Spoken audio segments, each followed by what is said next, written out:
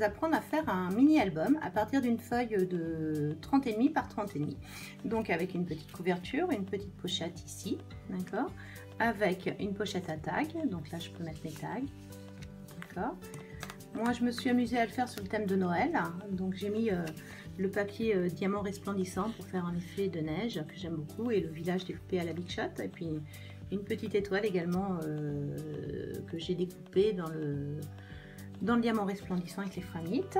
Ici j'ai prévu un petit quelque chose qui s'ouvre, et là j'ai laissé mes sapins pour pouvoir glisser une photo en dessous, et là la petite pochette pour glisser, et à côté j'ai fait une petite pochette qui s'ouvre comme ça, mais vous pouvez très bien imaginer faire une pochette qui ferme également, c'est vraiment selon vos envies, hein. Donc l'astuce elle est toute simple, avec deux petits ronds, une attache parisienne, et je fais un nœud et je passe mon fil entre les deux ronds ici, d'accord, entre les deux ronds comme ça, et comme ça je ferme mon mini album tout simplement, d'accord.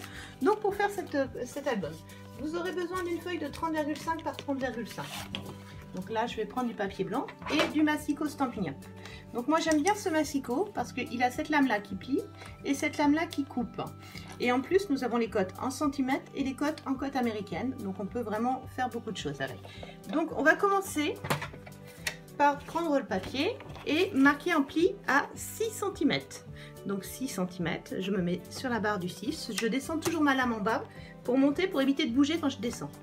Donc, et là je marque mon pli, j'ai marqué mon pli à 6 cm. Je vais rajouter 12,5, donc je vais arriver à 18,5.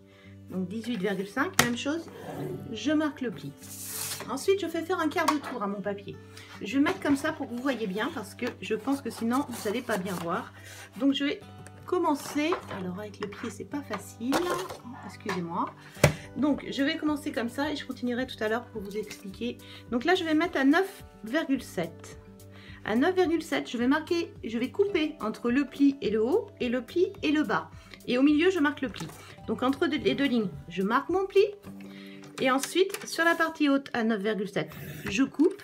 Et sur la partie basse, même chose, je coupe. Ensuite je me décale de 7 mm. Je vais mettre à 10,4. Je marque le pli au milieu. Je coupe en haut et je coupe en bas. Ensuite, je me mets à 20,1. Alors là, je vais peut-être pouvoir tourner le papier pour mieux vous montrer. Donc là, je me mets à 20,1. Donc je vais couper sur la partie haute, ici. D'accord, jusqu'au trait. Je vais soulever ma lame. Je vais venir me mettre sur l'autre trait, ici. Je vais descendre et je vais couper la partie basse. Et au milieu, je marque mon pli, tout simplement. Ensuite, je vais même à 20,8. Donc même chose, je marque un pli au milieu, je coupe sur la partie basse jusqu'à la ligne, je soulève, je viens me mettre là et je coupe sur la partie haute. Donc là, vous avez fait toute la trame de votre album. Donc il vous reste à couper le petit bout, ce petit bout là, les petites languettes que vous allez avoir, hein. Alors attendez, je suis en train de chercher pour vous montrer. Donc la languette ici, je vais la couper. Cette languette là, je la coupe. Alors vous pourriez le faire avec le massicot également, hein. C'est vraiment une question d'habitude. Et ici et là. Hop, je sais pas bien couper. Voilà, c'est mieux comme ça. Si jamais comme moi, vous voulez faire une petite languette là, donc moi ce que j'ai fait, c'est que j'ai fait un repère à 2 cm pour faire pour couper en diagonale. Donc j'ai tracé à 2 cm. Donc vous pouvez vous servir d'une règle, de marquer un petit point ici à 2, et puis comme ça vous découpez la diagonale ici et là. Donc là maintenant, qu'est-ce qu'il vous reste à faire? C'est de bien marquer tous vos plis, hein, et vous choisissez le papier selon vos envies. Donc là je marque bien tous mes plis, d'accord. Donc là vous constaterez, il me reste 5 mm en haut, c'est pour permettre de faire des petits décors, des petites choses si on a envie. Et les 7 mm que j'ai mis au milieu, c'est pour vous permettre de mettre du relief. Et selon ce que vous mettez, vous pouvez augmenter cette dimension selon ce que vous allez mettre dedans. Mais pour moi 7 cm c'était pas mal. Hop, et là.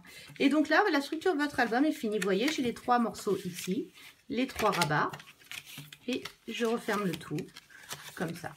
Voilà, et ça vous fait votre structure d'album. Et donc après, vous arrivez à cet album-là. Hein, donc, à vous de choisir. Donc, vous voyez ce que je vous ai expliqué. Moi, ici, j'ai mis 2 cm pour faire de chaque côté pour faire ça. Ici, je suis venue recoller un morceau de papier dessus où j'ai mis du double face sur les côtés et sur la partie basse pour pouvoir venir mettre des tags. D'accord ? Après, vous pouvez très bien imaginer faire d'autres pochettes, faire un mini-album avec plusieurs pages à l'intérieur. C'est vraiment selon vos envies. Comme d'habitude, je vous ai préparé un petit schéma pour ce projet. Donc, vous le retrouverez, mais je vous ai préparé ce schéma. Donc, je vais prendre ma caméra. Voilà, donc je vais vous remettre la photo sur mon blog, comme ça ce sera plus facile. Bon ben voilà, j'espère que ce projet vous a plu. N'hésitez pas à me montrer ce que vous avez fait. Si j'ai oublié une dernière chose, j'ai oublié de vous dire que quand je décore, les papiers que je mets à l'intérieur pour décorer, ici par exemple, je mets toujours 5 mm de moins sur tout le tour. Donc par exemple, le rectangle ici faisait 12,5 par 9,7. Donc la déco, je la fais de 12 par 9,2. Voilà, bah écoutez, amusez-vous bien. À bientôt.